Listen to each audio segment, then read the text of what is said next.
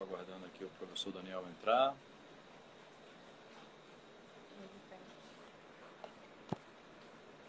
Ok. Acho que agora foi. Deixa eu ver aqui.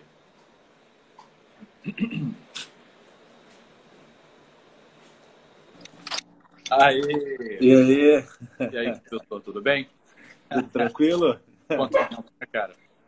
Tudo certinho, e você? Tudo ótimo, tudo indo, tudo indo. Que Que bom aqui bom, que bom. receber Deu aqui. certo. Bom, vamos começar logo, porque tem muita coisa que eu quero falar com você e tal. Enfim, eu acho que uma hora vai ser pouco. E a primeira coisa, eu queria te agradecer muito por fazer isso, esse programa inaugural aqui do Dr. Monkey Talks, que vai ser um podcast sobre coisas variadas, enfim, empreendedorismo, veganismo, esporte, música, o que for, dependendo da pessoa com quem eu vou estar conversando. E você, especificamente, eu quis te convidar porque você foi a razão que eu, né, me tornei um vegano, etc. Obviamente, você tem uma estrada grande aberta nessa, nessa coisa toda, né? Enfim, então e é isso. Então, eu queria te agradecer e queria abrir aí para você, perguntando para você, na verdade, lá para trás. Queria saber de onde você nasceu, etc. E como é que você chegou em Nova Ipanema. Aí seguimos daí. Não, bacana. Primeiro eu queria te agradecer pelo convite, muito gentil, cumprimentar pela sua iniciativa, que eu acho que é brilhante, tenho certeza que será plenamente exitosa, e dizer que eu sou mineiro, né? Eu vim de Minas, sou de uma cidade pequena do interior de Minas chamada Cataguases, que fica até relativamente perto do Rio. E meu pai se mudou para o Rio por questões de trabalho, né? A gente veio com ele, eu vim pequenininho. E desde sempre me fixei aqui na Barra, né? No condomínio aqui em Nova Ipanema. Você Então, chegou de com que lá idade? eu cheguei aqui com 7 anos de idade. Entre Nossa, 7 e ok. 8. Então, tem já um A Barra, tempinho, né? né? Ficou enraizada, né? A Barra eu lembro que era piada, que morava na Barra, vocês estão morando Sim. fora da cidade e tal, enfim. Na Inacreditável. nossa época não tinha Barra Shopping, não tinha Uh, nada, só tinha é, um pedacinho do que hoje é o supermercado aqui, o Carrefour aqui na frente. pois Então, é, pois é. Gá, o seu nome, Daniel Braga, o seu ancestral é Portugal, de Portugal? o Braga é português e o Lourenço é espanhol. Então Ah, legal, tem legal. um mix aí ibérico aí. Entendi, bacana, bacana, bacana. Mas então, vamos falar então do veganismo. Eu queria perguntar para você como é que isso aconteceu, que na verdade isso mesmo eu nem sei. É, como é que foi que essa ideia entrou na sua vida? Como é que foi que você deu sequência, que você, enfim, virou o que você é hoje? Sim, sim. É todo um processo, né? Eu sempre gostei de animais, assim, desde pequeno, eu sempre tive uma conexão muito grande com a natureza, com animais. Eu sempre fui alguém que foi apaixonado, assim, pelos bichos e tal, de modo geral, não só cães e gatos, mas qualquer bicho. E quando eu estava na faculdade de Direito, eu fiz Direito na PUC, aqui no Rio. Nas aulas iniciais do direito, a gente tem as matérias introdutórias, e nas matérias introdutórias a gente tem aquela ideia clássica, né, do animal como coisa. E aquilo sempre me chocou muito, assim, por essa percepção pessoal minha da natureza dos animais, né? Aquilo me incomodou, assim, teoricamente. Mas como assim, o animal é uma coisa, né? E a partir daí eu procurei buscar subsídios, né, na literatura, enfim, fui me informando mais. E aí eu comprei, eu me lembro bem, isso ocorreu em 92, eu comprei o livro do Peter Singer, né, o Animal Liberation, né, o Libertação Animal, que inclusive tem uma versão em português da Martins Fontes, né? Quem se interessar pelo tema é um livro muito bacana, de fácil leitura, não é um livro assim filosófico profundo, é feito para o público em geral. E eu li, né, a Libertação Animal, e talvez tenha sido ele o grande responsável por Ok. essa minha ampliação, vamos dizer assim, de horizontes morais em relação aos animais, né? A A gente informação específica desse livro que te fez. O livro assim é interessante porque ele tem um primeiro capítulo que é o único capítulo, vamos dizer assim, mais filosófico, no qual o Singer apresenta a ideia o princípio da igual consideração de interesses, onde fundamentalmente, muito resumidamente, ele vai dizer que interesses semelhantes devem contar de forma semelhante. A igualdade é uma ideia moral e não uma ideia de fato, ou seja, não importa que eu seja humano ou não seja humano, o fato é que a causação de sofrimento, em princípio, é algo que importa para quem pode sofrer, e os animais, muitos animais, têm de fato essa capacidade para o sofrimento. Então, ele tem esse primeiro capítulo. E nos capítulos seguintes, ele vai descrevendo as instâncias de uso humano dos animais. Então, na alimentação, no vestuário, na experimentação científica, os animais como cobaias, no entretenimento.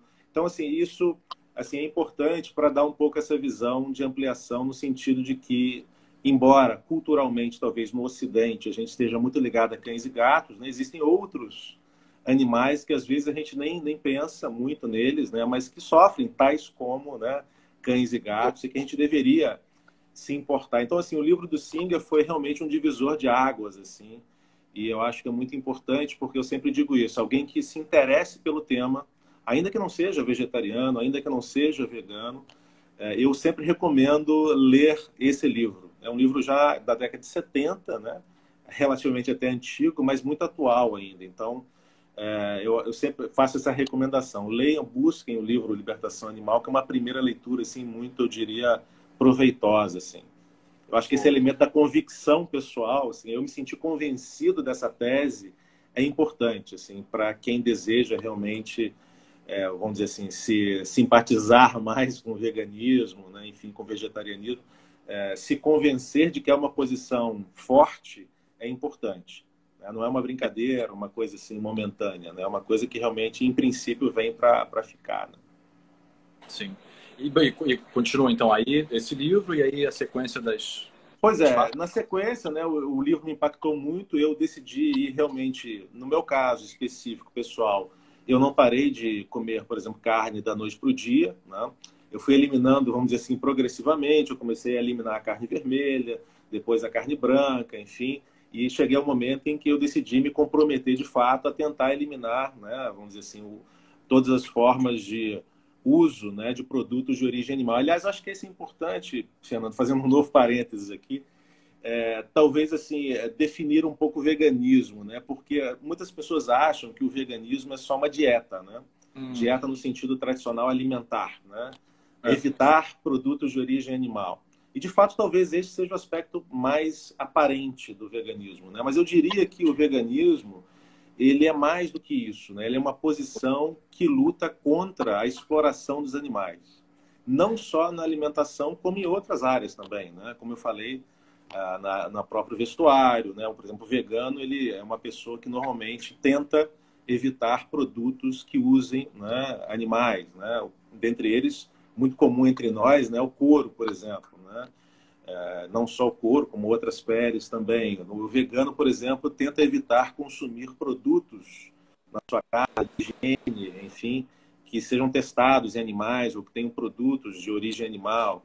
O vegano, por exemplo, também não só adota uma posição passiva de não usar, como também se compromete a lutar contra, né? Isso é interessante, quer dizer, não é uma posição só passiva. Eu não vou usar, então eu sou vegano. É um pouco mais do que isso, quer dizer, você mal comparando, claro que tem as suas diferenças, fica muito parecido com o movimento que luta contra o racismo, o sexismo, né? O especismo, que é essa discriminação com base na espécie, né? É o que o vegano luta. Então, assim, eu comecei a fazer isso, comecei a tentar, e é um processo contínuo, né? Eu costumo dizer que não há um vegano puro, ideal, né? Todos nós que vivemos, principalmente em mundos urbanizados, né? Tendemos a, até indiretamente, mesmo não querendo, né? Às vezes usar animais, né? O uso dos Sim. animais está tão disseminado, né? Está tão assim naturalizado na Dia a sociedade que dia. às vezes é muito difícil, às vezes, da gente realmente eliminar por completo, né? Mas acho que é um comprometimento, né? Uma luta diária, né?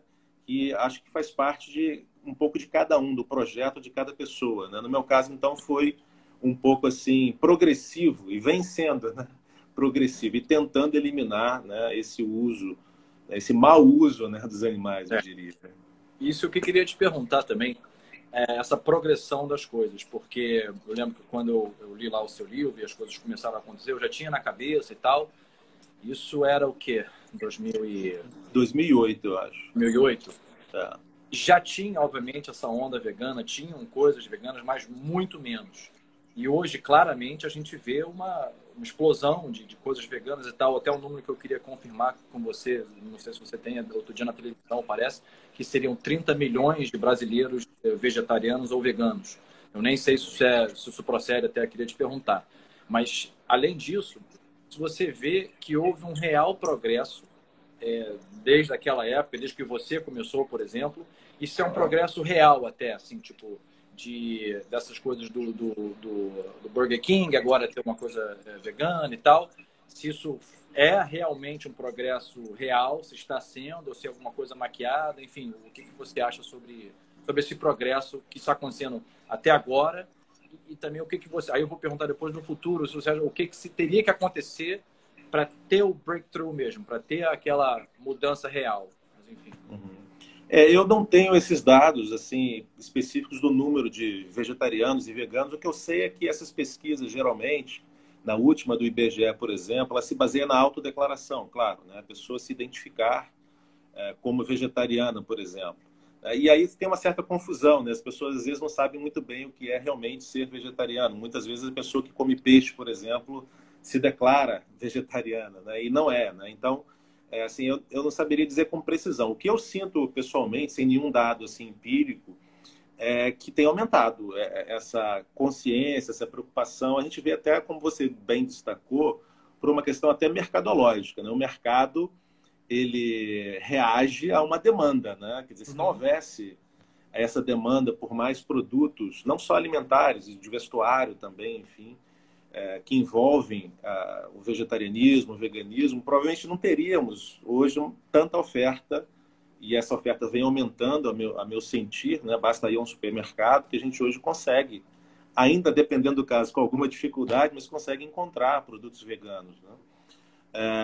Sobre essas grandes cadeias, né, se aproveitarem desse nicho, eu acho que tem um problema aí, que é um problema, claro, de fundo, do fato de que essas cadeias, essas grandes cadeias, esses grandes conglomerados, serem, né, empresas que abusam de animais. Então, eu costumo, vamos dizer assim, em princípio, por princípio, evitar, né, na medida do possível, de consumir dessas cadeias, dando preferência a adquirir produtos, né, vegetarianos e veganos de outras cadeias que são cadeias que, em princípio, se comprometem mais, de fato, né, com a questão de amar. Mas eu não acho assim de todo ruim, sabe? Eu acho que pode ser uma porta de entrada para algumas pessoas se simpatizarem mais com um outro paladar e aí irem progredindo, né? Não acho que é uma coisa em si horrorosa, má, né? Mas eu acho que, claro, a gente tem que estar atento a dar preferência para empresas que, de fato, têm um grau de comprometimento, assim, vamos dizer, maior, né? Entendi. E o que eu ia te perguntar é, porque aqui São Paulo e Rio tem uma realidade um pouco diferente do resto do Brasil e exatamente isso de se você tem alguma noção disso, conhecimento disso, dessa onda vegana e vegetariana no resto do Brasil. Eu imagino até que em São Paulo isso esteja até mais forte do que aqui no Rio, por facilidade de achar produtos, como a gente estava falando. Mas talvez você saiba dizer isso melhor. Enfim, você vê alguma diferença entre Rio, São Paulo e o resto do Brasil ou não? Você acha que é meio que uma coisa única? Até de ativistas, pessoas de fora do Rio, desse eixo Rio-São Paulo, sendo ativistas para a causa, tal. Você, com esse conhecimento, você diria isso, não? Do ponto de vista, eu diria, acadêmico, acho que a coisa está espalhada. Assim. Tem excelentes pessoas que pensam a questão animal assim espalhadas no Brasil inteiro, né? Do Nordeste, do Norte, do Rio Grande do Sul, Santa Catarina, enfim, é bem espalhado. Agora, oi? Algum polo? Mas em termos de, assim, polo, até curiosamente, assim, a primeira grande, talvez, instituição acadêmica que pensa a questão dos animais nasceu por iniciativa de baianos, o Instituto Abolicionista Animal, do qual eu fiz parte durante muito tempo. E é uma instituição importante, né, que tem um peso histórico importante. Então, assim, eu diria que é bem espalhado academicamente, mas em termos de quantidade de pessoas, eu não saberia dizer, mas acho que o polo, né, São Paulo-Rio é o polo que congrega mais, né, assim, esse movimento, mas eu realmente não saberia dizer se tem uma pesquisa dizendo isso, olha, há mais veganos, não só em termos absolutos, como relativos, né, per capita, em São Paulo e no Rio. Isso é um movimento mais urbanizado, por exemplo, é um ponto interessante, né? Quer dizer, as grandes cidades são diferentes de cidades do interior. Não saberia dizer. Talvez haja essa tendência para a questão de facilidade de acesso, né, a essa informação. Se bem que hoje em dia, com a internet, né, isso fica muito facilitado. Eu acho que é uma coisa até importante da gente falar, né? A gente tem hoje um mundo, um universo, né, de alternativas de informação bastante interessantes online, né, inclusive em português. Então, isso acho que facilita muito, né, as pessoas, né? E no mundo, você vê um real ganho do veganismo, vegetarianismo, enfim?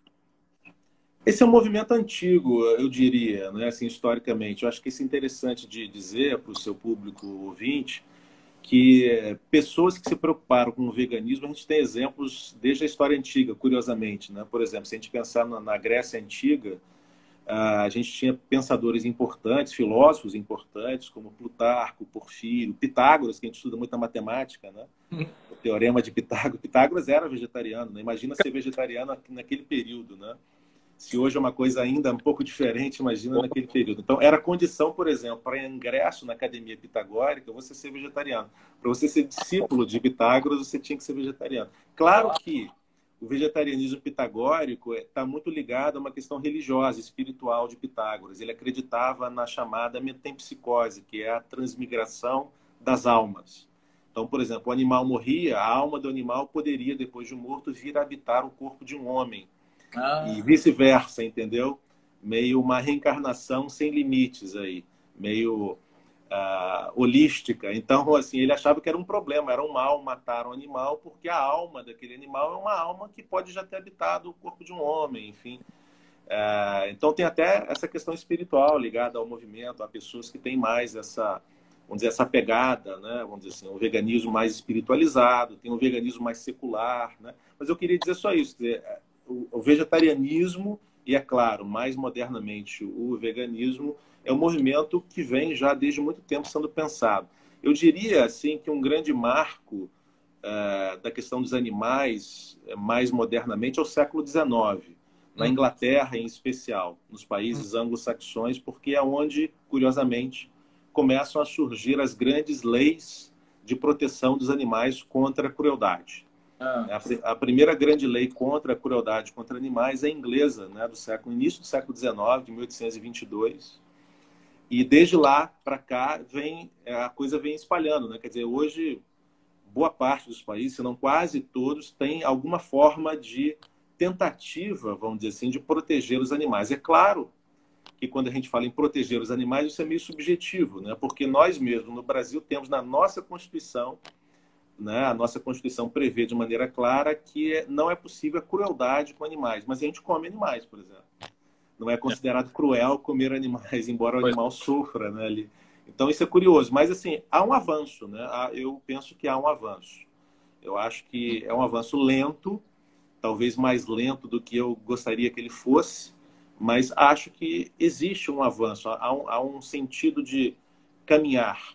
É claro que nesse caminhar há idas e vindas, há fluxos e refluxos, em razão até do momento político, de quem está no poder. Isso influencia muito as posições a favor da natureza, dos animais. Então, eu penso que, embora haja um progresso, esse progresso é um progresso meio, uma escada meio cheia de buracos e tal, mas acho que existe esse sentido, sim, da gente caminhar para frente em relação à tutela dos animais, a ter uma outra visão sobre os animais.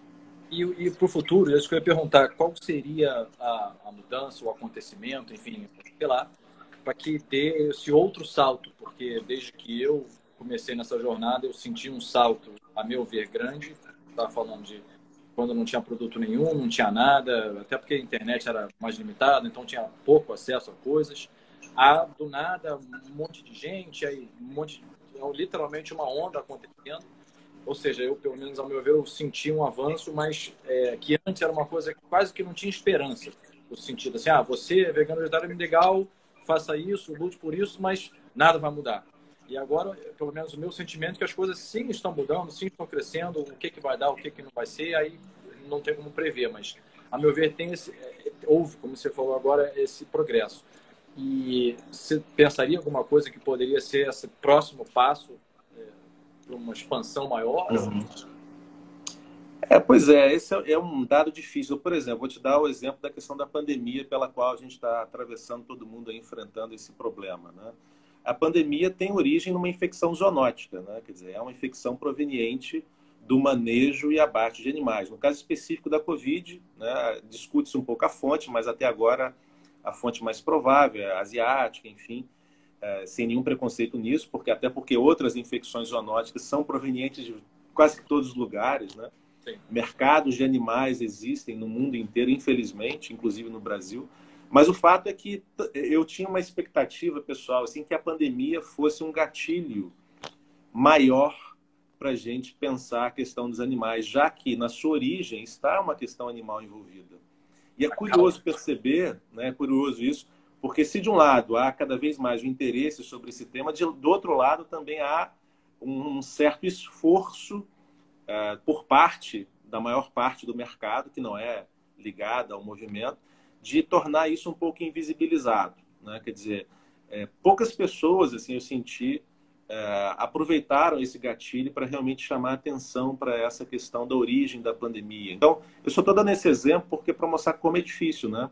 Quase Um cenário de um contexto mundial, né? Onde temos um dado importante para discutir, isso não foi tão aproveitado assim. Então, eu não saberia dizer o que exatamente está faltando, né, para a gente dar esse pulo do gato, né, para realmente, falando de animais aí, né, o pulo do gato, para a gente pensar, né, nos animais de uma forma diferente, né? Às vezes eu fico meio pessimista, né? Acho que um cenário só meio Mad Max, assim, para a gente realmente, né, de uma distopia, assim, da gente realmente mudar completamente, radicalmente, tem que dar um reset na humanidade. Mas outras vezes eu me entusiasmo, né, pela compaixão de muitas pessoas, né? Às vezes eu acho que isso pode ter realmente no futuro. Talvez não seja para a gente, talvez seja algo para os nossos filhos, netos e bisnetos verem mais forte ainda. Mas eu acho que é uma tendência, assim, a gente falou agora há pouco, né, uma tendência de aumento de... Eu vou dar um exemplo muito interessante de... Claro, eu estou dando uma realidade urbana, né, como a gente já falou, né? Eu não sei se isso está mais presente. O Brasil é um país continental, né? Mas a gente hoje vai por exemplo, hoje a gente não vai mais quase, mas a gente ia num restaurante antigamente e falava-se em veganismo, às vezes as pessoas não conseguiam nem entender o que era aquilo, né? Mas veganismo que é de outro planeta, né? Hoje em dia não, hoje em dia muitos restaurantes, inclusive, que não são veganos, têm a preocupação de dizer, olha, esse alimento aqui não tem produtos de origem animal. Isso eu acho bacana, quer dizer, é um fator que demonstra o alargamento dessa fronteira, né? A gente conseguiu, quando eu digo a gente, né, o movimento todo conseguiu sensibilizar o mercado para estar atento a isso, né? Quer dizer, tem uma demanda forte, né? E acho que esse é um dado interessante. Bom, e aqui eu comentei com você, quem quer que esteja vendo isso ou agora ou à frente, e uma pessoa que coma carne, mas esteja interessado no assunto, o que seja, e razões práticas e diretas em como se tornar um vegano, um vegetariano, e principalmente por que essa pessoa faria isso. Pois é, essa é uma pergunta muito importante. Eu diria, como disse no início aqui da nossa live, que o elemento principal, me parece, é o elemento da convicção, do convencimento. Se a pessoa não se sentir de fato convencida, aquilo vira meio que um modismo, pode ser um modismo, né? Ah, eu vou ser vegano porque é in ser vegano e tal, e daqui a meia hora o cara não é mais, né? Então, a pessoa tem que realmente se convencer. E para se convencer tem que se informar, né? Realmente é um processo de convencimento. Eu diria que, em relação a isso, então, eu sugeriria, né, a leitura, né, do livro do Singer. Novamente, né, a gente pode até ter discordâncias com o Singer, ser um livro antigo, mas acho que é uma porta de entrada importante ainda hoje. Principalmente em língua portuguesa, onde talvez a gente não tenha a mesma quantidade de oferta de bons livros que a gente tem lá fora. Mas eu diria isso, leia, né, o livro do Singer, acho que é uma porta de entrada interessante. Outra coisa é que eu falei também, eu acho que a internet facilita, a gente tem, do ponto de vista gastronômico, culinário, vamos dizer assim, vários sites, por exemplo, que se preocupam, que são veganos e que se preocupam em instruir as pessoas a como, por exemplo, cozinhar, né, fazer refeições saborosas. Isso é importante, as pessoas desabituando, né, o paladar, ou habituando o paladar a novos sabores, né? Eu acho que isso é fundamental. Eu vou dar um exemplo aqui, não estou fazendo propaganda, mas a gente tem, por exemplo, o Vegetarirango, né, que é um canal interessante que ensina as pessoas a fazer refeições, muitas até rápidas, refeições vegetarianas, veganas, né? E há outros canais. Tem o Vista-se, que é um canal que é muito interessante. Tem a Sociedade Vegetariana Brasileira, que é mais ligada ao vegetarianismo, mas tem uma pegada vegana também. Então tem muita coisa. Assim, a pessoa tem que realmente dar uma pesquisada que certamente vai encontrar assim, canais que vão facilitar isso, né? Facilitar como a pessoa pode ter esse acesso mais facilitado, né, a esses alimentos, né? Eu costumo dizer, novamente, acho que é importante que o veganismo não é só dieta naquele sentido restrito, né? Aliás, a palavra dieta é uma palavra que vem do latim, que é comportamento, né? O veganismo é uma mudança de comportamento, né? Então, realmente, às vezes não é muito fácil, porque a gente está rodeado de pessoas que se alimentam de animais e a gente tem que ter um processo de realmente, que às vezes é lento, né, de mudar isso. Uhum. E por que essa pessoa, praticamente uma pessoa, eu como carne, por que eu faria isso? Acho que o veganismo está muito ligado à questão do animal, né? A gente poderia dar várias razões para isso, questões de saúde, as questões ambientais, né? O consumo de produtos de origem animal exerce uma pressão ambiental enorme, mas eu penso que o veganismo está muito ligado à causação de um sofrimento desnecessário aos animais. Ou seja, se eu posso viver bem, viver de forma saudável, sem consumir animais, eu consumir animais é algo que só atende a uma questão realmente cultural, social, gastronômica, de paladar, que não haveria uma justificativa para que eu fizesse com que um ser senciente passasse por todo esse tormento, né, que envolve a sua criação, o seu manejo, a sua morte. Quer dizer, patrocinar essa indústria, entre aspas, da morte, né, dos animais seria algo moralmente condenável, né? Então é isso que a ética animal, em síntese, vai propor. Quer dizer, os animais, pelo menos, no mínimo, os sencientes, que são seres capazes de prazer e dor, a gente teria que ter justificativas muito fortes para realmente causar sofrimento e matá-los, né? E eu penso que hoje em dia a gente, como você falou, a gente tem acesso a muita coisa que a gente pode fazer uso que não faz com que seja desnecessário a gente, né, causar esse sofrimento, esse tormento todo e a eliminação da vida desses seres, né? Então, se a gente pode fazer isso, acho que é o moralmente indicado. Então, eu sou, né, comprometido com essa causa por questões morais, né, por questões ligadas à ética animal, né, à posição dos animais como seres sensíveis. Então, acho que isso é importante. Mas outras pessoas podem ter abordagens, né, vamos dizer assim, podem ter caminhos diferentes, como a gente falou, caminhos espirituais, caminhos ligados à saúde, até outros, né? Mas assim, o meu pessoal é a questão realmente moral relacionada aos animais. E o que eu queria que você fizesse é falasse sobre os seus livros, o seu podcast, dissesse onde achar, etc. Enfim, bacana. Literatura ou enfim, que seja relacionado a isso. Pois é, a gente tem hoje também um sem número de livros em português sobre, né, a questão animal, né? Falando dos meus livros, né? Eu tenho um livro que você mencionou, que você até me ajudou muito com a tradução, né? Que é O Direito dos Animais. A gente tinha muita coisa em inglês e você, pô, ajudou muito mesmo, né? Foi bastante coisa, né? Eu te ajudei, você me ajudando, né? Porque lembro tá vendo? Que bom. Foi o que começou, né? Eu já tinha aquilo na cabeça e tal, mas eu tinha as dúvidas normais, que são naturais das pessoas. Mas peraí, a proteína, mas peraí, minha avó me dava isso, mas essas coisas que são normais, né? Sim, sim. Então, o seu livro foi o que eu consegui ver, que é uma coisa irrefutável, mais ou menos como você falou, que não tem a menor necessidade. E eu vou até além, não só não tem necessidade, eu diria que é mais saudável e tudo mais não usar de animais, entendeu?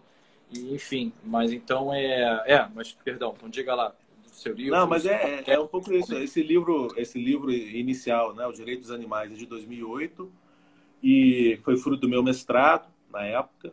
E mais recentemente eu publiquei um outro que é Qual o Valor da Natureza, pela editora Elefante. Quem se interessar, é uma visão uma discussão um pouco maior eu tento fazer um mapeamento das principais correntes dentro da ética ambiental, né, correlacionando inclusive a ética animal com outras posições diferentes da ética animal, para ver se elas dialogam ou não, né?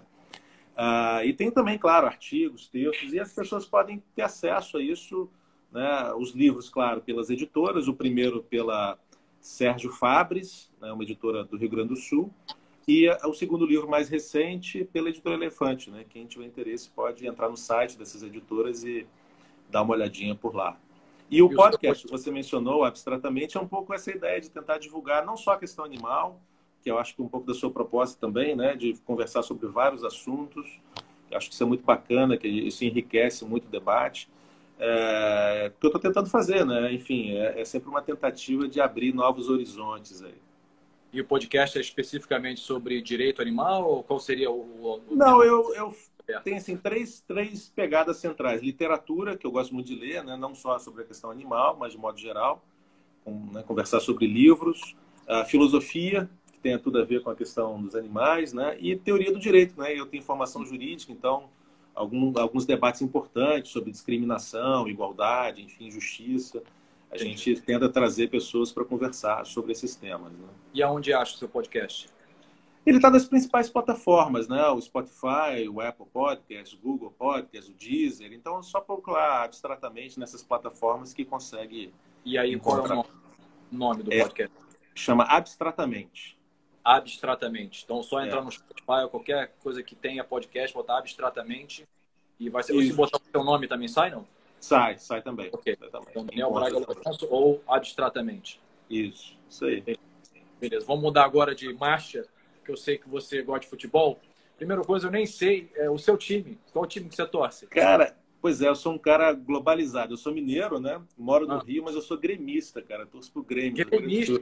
Gremista, cara. Mas tá eu, infelizmente, eu não acompanho futebol. Então, enfim, como é que tá o Grêmio? Tá bem? Tá mal? Tá mais ou menos, cara. A gente tá mais ou menos. Mas como é que você virou gremista, cara? Pois é, cara. Quando eu vim pro Rio, meu pai nunca gostou de futebol, né? Nunca tive, assim, geralmente criança é influenciado pelo pai, né? No Brasil, né? Não gosta. Meu pai não sabe nem o que é futebol, né? Então, quando eu vim pro Rio, tinha esse vácuo de poder, né? Pô, que time, a criança quer se identificar com os amiguinhos, tem que ter um time, né? E na época, em 83, quando eu vim para o Rio, o Grêmio tinha sido campeão do mundo. Aí aquela coisa de criança, não, eu sou do time que foi campeão, né? Ninguém vem discutir comigo, eu sou Grêmio. Só que começou como uma brincadeira e depois eu fui tomando gosto, realmente. Aí fui me tornando gremista mesmo, né? Interessante isso, né? Boa, gostei. Mas vamos falar da NBA, então. Pô, melhor. Cara, como é que saiu o Boston Celtics daí, cara? Foi o Larry Bird? Parecido, cara, exatamente. Na década de 80, né, eu cheguei a ver o Bird jogar, né, ver assim, pela televisão, né. Claro, a maior rivalidade da NBA é Lakers e Celtics, né. E aí era meio 50%. O que eu vou ser, né? O Lakers ou Celtics, né? E aí eu gostei da estética do Celtics, assim, no sentido do nome, Celtas, né? Pintou de verde. Sei lá, isso me encantou um pouco. Claro, na época também, como o Lakers, né? Tinha um timaço, né? Enfim, com Magic Johnson, né? Enfim. Não, mas é interessante você ter se atraído mais pela ideia do Boston Celtics do que o Larry Bird. Porque, para mim, o Larry Bird é um ídolo, assim, cara, realmente, eu não sei se chegou a ver a fita do Larry Bird, que tinha, obviamente ainda tem, mas naquela época era VHS, que eu assistia aquilo e ficava apavorado, assim, dava para ver que o cara estava claramente 2 ou 3 jogadas na frente de todo mundo. Que ele não... Era óbvio que ele tinha aí um esforço, mas era quase que ele não fazia esforço para estar nos lugares certos, na hora certa, enfim. E é interessante que ele foge um pouco do protótipo atual do jogador, que é um atleta, assim, né? Ele não era propriamente um grande atleta, assim, né? Ele não saltava de forma magnífica, não corria demais, mas ele estava no lugar certo, ele era super habilidoso, né? Então, realmente... Não, mas acho que foi com um conjunto, né? O Bird, com a estética do nome, né? Na época, embora a rivalidade já fosse enorme, na minha época, tinha uma diferença enorme de títulos. Era uma coisa assim de 16 a 8, assim. Aí eu falei, não, eu vou torcer... Hoje em dia não, tem empatado, tem 17 cada um. Mas na época a diferença era grande a favor do Celtics, né? Talvez por ser criança, eu falei, não, tô nesse aí que tá ganhando mais. Ah. Não, o Bill Russell, enfim, não sei se chegou a... Nossa, o Bill Russell, você tem noção que ele tem 11 títulos mundiais, né? Sendo que 2 títulos ele jogava e era técnico ao mesmo tempo. Sim, sim. É Então, bizarro, assim, né? pensa É nisso muito hoje, bizarro. assim, é como entendeu? Sai do banco para jogar. Ele entra, ele se tira, não, entra você e ganhou 2 títulos mundiais, assim. Um troço realmente apavorante. Você acompanha ainda até hoje, não? Acompanho. Eu Ah, assino o NBA League Pass, né, pela ah, internet e aham. assisto os jogos do Celtics. A gente tenta assistir todos, assim, curiosamente, né? E vem Os cá, outros eu você tento acompanhar e tal. Oi? vai para Lakers ou o que você acha esse ano? Cara, eu acho que o Lakers tá forte, né? A panelinha do LeBron tá funcionando e o Celtics está muito instável, né? O time ainda... Eu não gosto do Brad Stevens, cara, como técnico. Eu acho ele Ah, tecnicamente bom, mas eu acho que falta meio que sangue ali, sabe assim? ah, Eu uhum. acho ele pouco envolvido com o jogo, assim, é a impressão que eu tenho de longe, né? Mas, E quem são as enfim, estrelas que postam agora? Quem são os principais? são os Jays, né? O Jaylen Brown e o Jason Tatum, né? Ah, ok, ok. Entendi. Era a dupla forte deles. Seria um trio, na verdade, com o Kemba Walker, né? O armador. Ah, Mas e o o que Kemba houve? não está jogando absolutamente nada. Ah, ok, Tá entendi. amassando aro, né? Tá amassando Entendi, aro. entendi. E vem cá, você está gostando desse no crowd aí, de não ter público? O que você está achando disso? Pois é, esquisito, né, cara? No futebol, nos esportes coletivos, no próprio basquete, o não ter público eu acho muito estranho. Mas a gente vai habituando, né? É engraçado isso. Eu no começo Ah, achava bizarro, mas hoje eu tô assistindo normalmente, eu já habituei, assim, né? ah, ah. Mas acho que faz diferença, cara, para os times O- de massa, assim, ter Sim, o então, público. mas eu tenho um pensamento que eu acho que o basquete é mais puro, porque assim, toda vez que eu fico assistindo jogos, eu não sei se você lembra, eu joguei basquete nos Estados Unidos, eu me senti, parece treino, porque os treinos eram assim, você joga e tal, toda a força, e só que não tem ninguém lá. Então parece Entendi. que eles estão treinando, entendeu? Mas É o que eu tô falando verdade. é o seguinte, sem aquela pressão de estar num outro lugar e de ter uma galera lá assistindo e tal, eu acho que o basquete melhora. Porque Uhum. o time oposto, vai que o cara fica nervoso, vai que o cara se Sim. irrita com alguém que está berrando. E não tendo ninguém lá, o jogo em si de basquete é no Uhum. ápice do que ele pode ser, porque não tem nenhum fator externo, entendeu? Fazendo alguma Atrapalhando, coisa né? com o jogador. Não sei, é só esse pensamento que eu tive, Pô, isso é interessante, eu nunca tinha pensado nisso, né, cara? porque O o no treino, crowd, você sempre joga melhor. Assim, o é, treino é uma coisa que você tá, não tem pressão, descontraído você ali, tá né? ali, entendeu? Aí você faz uns troços que você não acredita. E porque justamente não tem aquela pressão de pessoas em volta, não tem, enfim, né? Mas é isso que eu achei. Eu falei, nossa, a gente está vendo agora realmente um basquete somente, sem nenhuma outra Mais puro, né? floreio em volta, é somente basquete, entendeu? É Enfim, então interessante isso.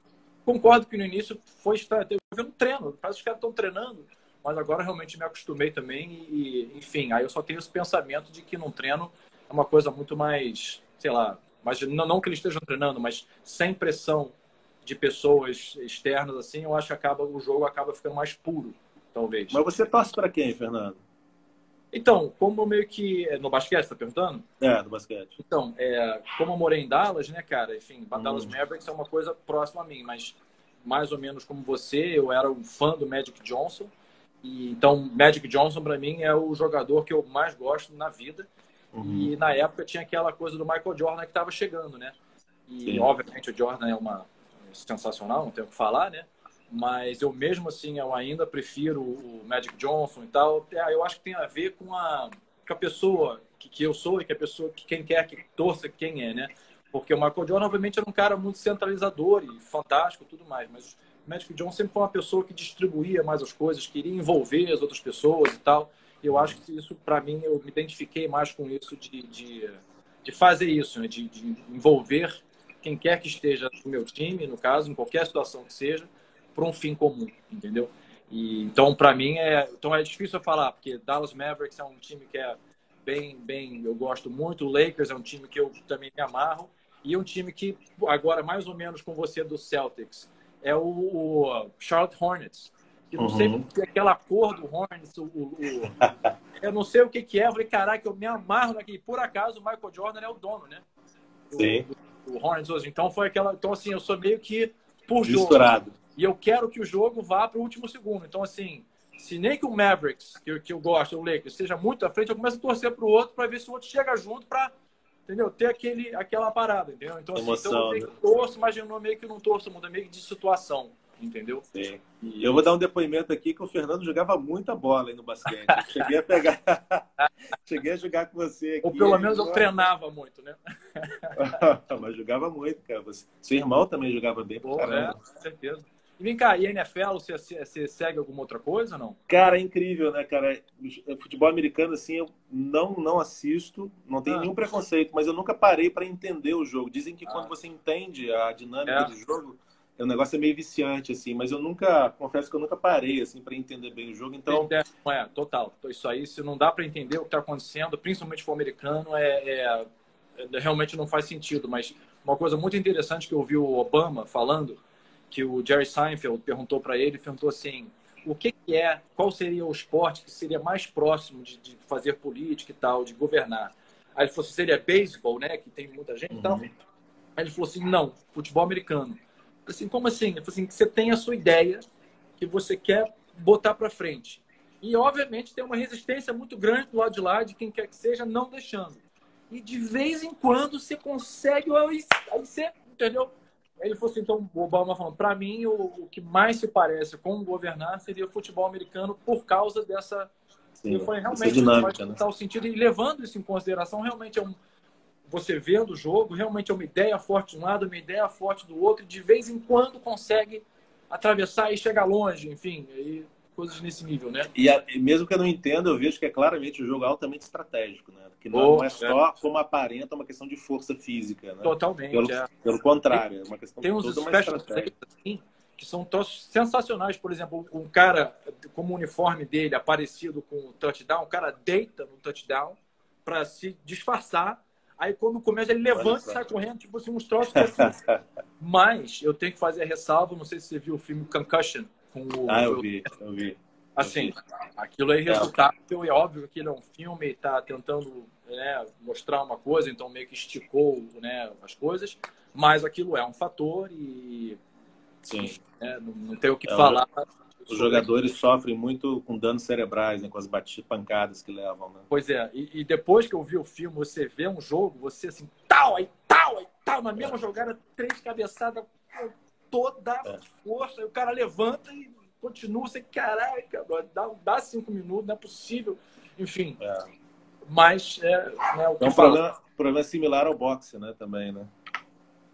Cara, eu te dizer que talvez pior, É, né? porque no boxe, assim, o cara luta ali naquele momento e tal, mas só que no dia seguinte ele não vai jogar, no dia seguinte ele não vai jogar, entendeu? E o futebol americano, nos jogos você faz isso, no treino você faz isso, desde criancinha. Desde os meninos de 5, 6 anos de idade, garoto com um capacete que vai a toda a força e pau! Então, Nossa. assim, uma coisa, É. não sei o que dizer, é o Texas, né, onde eu morei, é a capital do futebol americano dos Estados Unidos, né? Lá, assim, é football country, que eles chamam, né? Então, eles dão muitos atletas para vários. Então, se você joga futebol americano na high school, no Texas, você é quase garantido uma bolsa em vários lugares, outros lugares, né? E se você joga no college, né? No Texas, você também tem uma possibilidade de ganhar enfim, para ir para a NFL muito mais fácil, né? Mas de qualquer maneira. Mas vamos mudar agora aqui a engrenagem de novo, que é mais importante, que vamos falar sobre música. E Eita. antes de falar sobre o Rei, eu quero perguntar os seus favoritos, que eu sei que você gosta do Pink Floyd e tal, mas eu queria perguntar os favoritos do Brasil e internacional. Primeiro do Brasil. Quem aqui do Brasil que você gosta e tal? Cara, de ninguém. É mesmo? Interessante. Interessante. Sim, não tem ninguém assim que não tô falando assim, deixa eu me explicar melhor. Não é que assim, assim, se você eu gosto de muita coisa assim, mas eu não tenho uma referência como eu tenho assim no rock internamente como eu tenho externamente. Assim, não saberia dizer aqui assim quem que eu curto assim a ponto de, acho que eu não teria. Entendi. Agora, lá de fora, assim, eu sempre gostei muito de rockabilly, né? Ah, Para mim, eu acho que eu nasci na época errada, né? aham, aham. Acho que essa ruptura, Coincidência. né, É, no pós-guerra, né, assim, depois da Segunda Guerra Mundial, principalmente da década de 50, né, conjugada com todo o cenário, contexto assim de pujança econômica, né, o baby boom e tal, e a música também entra numa reformulação grande, né? Guerra E aí nasce o Guerra. nascedor do rock, assim, essas figuras centrais, icônicas do nascimento do rock, né? Chuck Berry, Little Richard, Elvis e os outros todos ali, eu gosto muito, assim. Então eu pesquiso muito sobre rockabilly, as origens do rock, né? Os cantores de country. Eu não sou muito chegado no country, não, mas é uma das origens do rock, né? Totalmente. É. Então, assim, eu gosto muito, cara. Então, assim, mas, inegavelmente, para mim, assim, o que eu gosto mais, assim, disparado é o Elvis, né? Eu acho que o Elvis Entendi. Vamos falar, então, do rei agora, que é o que importa. E como é que começou isso, cara? Você lembra? Como é que foi a Pois é, primeira... eu lembro, cara. Na verdade, eu até comentei isso no meu podcast. Eu chamei o Laerte Machado, que é um cara no Brasil super fanzaço do Elvis também, entende tudo. E eu chamei ele para conversar e eu falei um pouco isso. Falei, olha, eu comecei a gostar do Elvis, na verdade, por estímulo materno. Porque a minha mãe, o primeiro grande vinil de verdade, de adulto, de música de adulto, vamos dizer assim, que eu ganhei foi um vinil duplo chamado Elvis, o Ídolo Imortal, que era, na verdade, a trilha sonora de um documentário que fizeram na época sobre o Elvis, logo depois que ele morreu. E ela me deu de presente, assim, eu tenho até hoje guardado esse vinil, e eu, a partir dali, eu não conhecia, né? E a partir daí eu tinha, acho que 6 anos, de 5 para 6 anos, e eu botava aquilo na vitrola lá, assim, o tempo inteiro, fiquei viciado no negócio, e de lá para cá eu foi crescendo assim o meu entusiasmo pelo Elvis. E o Elvis é interessante porque tem várias fases, né? Então, tem a fase inicial do rock mesmo, mais agressivo e tal, na década de 50. Depois, na década de 60, tem o alistamento militar e uma certa domesticação do Elvis, assim, para virar um bom menino. Né? E tem a década de 70, né? Que é a década final dele. Ele morreu muito cedo, né? Com 42 anos. Mas na década de 70 ele vira mais um cantor de música ao vivo, né? De shows, principalmente em Las Vegas e tal. Tem um certo aspecto até meio brega assim, na música dele nesse período, mas acho que é muito rico também, bem interessante. Né? Tem a parte dos filmes todos, né? A carreira de ator dele, eu particularmente nem gosto tanto dessa fase, assim. Mas acho que é bem interessante porque ele tem várias fases, assim, e tem muito material, né? Então, assim, ele tem quase 700 músicas gravadas, então tem muita música. Não é sabia. Muita coisa. Então, caraca. Não, e ele, assim, o John Lennon que falou, né? Ele falou assim, não tinha nada até ter o Elvis. Então, assim, tudo que a gente vê hoje, Madonna, o que for, é tudo uma releitura do que o Elvis conquistou, do que o Elvis implementou, entendeu? O ápice de tudo. O Elvis foi interessante. O Elvis foi interessante do ponto de vista de mercado também. Claro, ele tinha talento, senão ele não teria vingado. Claro. Mas ele conjugou uma coisa que tem muito a ver com o próprio racismo. Né? Os cantores negros, né? Já faziam um tipo de música similar à do Elvis. Não estou querendo dizer que o Elvis se apropriou, roubou a música de ninguém, não é isso. Né? Mas assim, o Elvis foi importante, eu tenho essa visão, porque por ser branco, num cenário de muito racismo, né, ele abriu a janela, vamos dizer assim, do mercado para esse tipo de música, inclusive para depois os cantores super talentosos negros também poderem transitar, vamos dizer assim, com mais facilidade. Né? Que eles tinham, o próprio Little Richard fala isso, né? Falou assim, o Elvis foi importante até para a gente porque a gente não tinha muitos canais por onde a gente pudesse, muitas rádios, né? E depois do Elvis aquilo todo mundo assimilou mais fácil o que é o rock e tal, e a gente conseguiu, vamos dizer assim, entrar em coisas, lugares onde a gente não entrava antes. Então, realmente o Elvis tem uma importância de assim, revolucionar um pouco esse cenário até do mercado também, né? E é claro, super talentoso, eu acho ele super carismático também, enfim. Eu gosto muito. Graceland? Oi? Já foi a Graceland? 3 vezes. Nossa, lá, cara. Te dizer, a minha ignorância, eu fui lá, eu tava em Memphis, né? Aí, a primeira coisa que me chocou, eu falei, caraca, o cara mora numa boulevard que tem o nome dele. E ele viu isso acontecer, né? Pois é. Geralmente, às vezes, até depois que a pessoa morre, né? Que homenageia o cara dando... Sim. Nele, não, ele conseguiu ver isso. Não era esse nome, né? Mas foi mudado e ele vivia no endereço dele, né? Pois é. E assim, é óbvio que eu tinha noção de que ele é enorme e tudo mais, mas assim, eu não tinha 100% entendimento do realmente o quão grande ele era até ir em Graceland. E andando lá pela casa dele, assim, o sentimento que mais me bateu é assim, ele era o rei mesmo, assim, olha isso, olha essas coisas todas, olha a rua, O cara tinha um cavalo, ele andava a cavalo aqui. Sim. Era um rancho, né, ali para ele. Aí você vai ver os aviões, é um grande e um pequeno. Sim. Aí tem a história do peanut butter, né? Que ele estava voando, ele queria um sanduíche. Aí, o peanut butter é banana sandwich. Será que isso é verdade mesmo? Que eles aterrissaram e para fazer o Pois sanduíche? é, cara, é uma certa lenda, mas ele gostava muito, né, do peanut butter. Peanut butter, do sanduíche de banana com peanut butter. Que, aliás, é muito gostoso, de banana, eu achava super que era calórico, né? eu achava que era com gelé mesmo, PB&J. Eu achava que era normal. Você pega pão de forma, coloca na frigideira, né? No caso dele, cara, fazia com manteiga, ele não era nem vegetariano nem vegano, muito longe disso. Você frita o pãozinho na chapa, né? Na coisa, você bota a banana, né? Se quiser, bota um pouquinho de canela na banana, na frigideira, fritando também com aquele restinho da coisa ali. E aí você joga no sanduíche e bota peanut butter. É isso que ele gostava. Ok. Tenho certeza que você faz isso direto. Você come isso direto só pra... eu evito que eu tô podendo muito, que eu tô gordinho, mas, porra, é gostoso o troço. E vem cá, e música dele? Qual seria a sua favorita, cara? Cara, tem muita música legal, assim. Eu vou citar umas 2 ou 3, assim. Eu gosto muito de uma música chamada Just Pretend, que eu acho bonita. Eu gosto muito de Mystery Train, também, que é uma da fase inicial dele. Eu acho bacana. Tem até um filme do Jim Jarmusch, que é Mystery Train, que tem essa trilha sonora dele.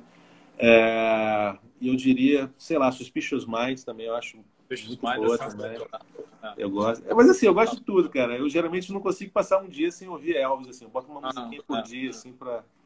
Eu sou Miles Davis, assim, não tem nada que eu não gosto, não tem nenhuma fase. Mais ou menos o Miles, tem muita gente que acha que ele virou brega há um tempo. Eu não acho que virou brega nunca. E eu gosto de 100% das coisas que ele fez e eu entendo, pelo menos na minha cabeça, eu entendo por que ele fez aquilo, concordo por que ele fez aquilo, apesar de ter, talvez, na época ser diferente, sei lá. Mas é óbvio que o Miles é uma coisa... Vou falar um troço que é meio estranho. É uma coisa mais musical, assim. Claro que óbvio que o Elvis é música, mas musicalmente no sentido dele mudar a música mesmo, o jazz e tal. E o respeito que todo mundo tinha por ele era um troço inacreditável, assim.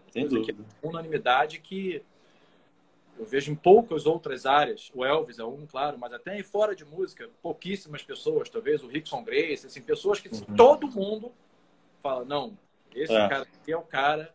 Se tornam ícones, né? Assim, daquilo que fazem, né? No caso do Miles, realmente, cara, ele mudou o jazz 3 vezes por ideias dele, assim, que ele começou a fazer, ele começou a implementar, que eram ideias completamente estranhas. E o Chick Corea, que morreu agora, ontem, imagina que ele botou o Chick Corea para tocar com o Keith Jarrett, que era um outro pianista muito famoso que se negava a tocar piano elétrico, falou assim, eu nunca vou tocar piano elétrico. E aí ele botou para tocar com outro pianista em um piano elétrico. Então, assim, ele fez um ícone mundial da música, no piano, no caso, e contra tudo que ele falou que ele ia fazer para tocar com ele. Entendeu? Então, assim, eram coisas que, enfim... E, obviamente, o Elvis, no métier dele, fez a mesma coisa, como você falou, trazendo vários negros. Como o Rolling Stones fez depois, né, cara? Sim, Beatles, Rolling Stones. Tem umas figuras, assim, importantes. Não fosse o Elvis ter feito isso, nada contra o Rolling Stones, eu amo o Rolling Stones, mas talvez o Rolling Stones não tivesse nem tido a possibilidade de fazer isso com os astros negros na época do Rolling Stones, que era um pouco depois, entendeu? Eu acho até que o rock era meio inevitável, assim, naquele período. Alguém ia fazer isso, sabe? Mas calhou de ser um cara super talentoso e carismático, até bonito, né? Enfim, tem toda uma estética envolvida no negócio. E aí teve essa projeção que talvez com o outro não tivesse, né? Realmente, então, outras bandas importantes, né? Beatles, Rolling Stones e outras mais do cenário do rock, talvez até nem tivessem existido, ou tivessem existido numa roupagem diferente. Totalmente. Como, de novo, né? O John Lennon não tinha nada. Sim. Aí teve o Elvis. Aí começou. E os Beatles até, curiosamente, visitaram Elvis, né? Quando eles foram a Los Angeles. O Elvis tinha uma casa em Los Angeles e aí eles programaram de visitar. Não sabia, não. Né? Por azar, ninguém gravou esse encontro, assim, nem em vídeo, nem em áudio. Eles ficaram tocando lá, fizeram meio uma jam session lá. Caraca, o Elvis estava tocando baixo no dia, né? Não sei, é curioso isso, né? Teve um filme do Elvis, que aí mostra o Elvis indo conhecer o Nixon, que aí levou uma arma muito boa, pra Casa Branca. Essa Isso. história, eu assim... É Não, muito, olha aí. Olha que muito absurdo. bizarro, né? Vou vestido desse jeito, Ah, daquele jeito, vou levar uma arma. é. Foi para dentro da Casa Branca, né? Qualquer É. outra Isso pessoa do mundo aconteceu inteiro mesmo, né? pode até conseguir fazer isso. Entendeu? Isso é real. Ele foi encontrar o Nixon e tal. Aham. Enfim, E o que tem que esse chamou mais aspecto. atenção lá na casa dele? Cara, na casa dele, assim, é engraçado, né? Que a casa, assim, eu tinha um imaginário da casa ser maior do que é, assim, né? Aham, aham. A casa não é tão enorme assim, É, o espaço da área da casa é que é muito grande. O mais é. curioso é que ele está enterrado hoje lá, né, na casa, no jardim da casa. Eu acho isso meio bizarro, assim, meio. Então, assim, a gente faz, para quem não sabe, né, a gente entra na casa, visita a casa, só o andar de baixo. Curioso também, o andar de cima a gente não tem acesso, que é onde ele dormia, né? Alguns dizem que ele não morreu, enfim. Não, e a filha dele Mas a mora gente lá. visita. Oi? A Priscila Presley, Não, ela não, tá não mora vivendo lá. Não, não lá. mora lá. Não, ele virou um museu, né, praticamente, né, a casa. Ah. Mas Então, tem assim, alguém que mora lá, tem alguém que teve até problema dela, ela reclamar, enfim. Eu não sei, eu acho que era a Priscila Presley, mas enfim, isso faz muitos anos também. Pode ser que sim, esteja sim. igual. É. Não, Mas acho eu que lembro, hoje ela mora em Los Angeles, salvo engano. entendi. Mas ela cuida, né? Todo o legado dele ficou com ela, então ela cuida de toda a parte mercadológica. Mas aí você sai do circuito da casa e aí tem um jardim, assim, até bonito, onde ficam os túmulos da família e tal, e tem o túmulo dele lá, e tem uma galera que fica lá, leva flor e tal, Chorando. Já. chorando e tal. Eu não tenho muito esse lado, né? Assim, mas eu admiro, né? Assim, acho que é um cara que realmente, como você falou, Miles, Elvis e outros, né? São pessoas que são referências nas suas áreas, assim, que a gente tem que sempre revisitar. Né? O que mais me impressionou foi aquele corredor, não sei o que leva da onde para onde, mas antes, sem ser a área de esportes lá, que ele transformou um Uhum. estúdio, que ele transformou na área de esporte, mas tem um corredor assim que você anda, que vários, assim, do lado do outro, um lado do outro, assim, discos de platina, ouro, assim, Ah, milhão, bilhão, e tudo assim, Japão, Suécia, assim, outros lugares no mundo. E, de novo, a ah, gente está falando aí de 50, 60, 70. Não tinha é, internet, não tinha. Até exato. correio era difícil, até, enfim, até o vinil, que é sensacional, mas é um troço grande, é uma coisa. Claro. Não é pequenininho, entendeu? Enfim, e o cara conseguia. Era um troço inacreditável, assim, a quantidade de músicas, que ele falou 700, eu nem sabia, de músicas que ele emplacou e que como ele atingiu o mundo inteiro, entendeu? Uma coisa Sim. realmente não É. tem quase sem explicação, assim, entendeu? Um Como é que alcance aquilo muito grande, aconteceu? né? É óbvio que ele é talentosíssimo, concordo com você, é um cara muito bonito e tal. Ele, a parte que era dele, né, ele fazia muito bem, mas tinham várias outras pessoas também que são tão talentosas quanto, etc., que hoje não são nada. Então, realmente a vibração dele, o jeito que ele era uma coisa realmente inacreditável, sensacional, assim, né?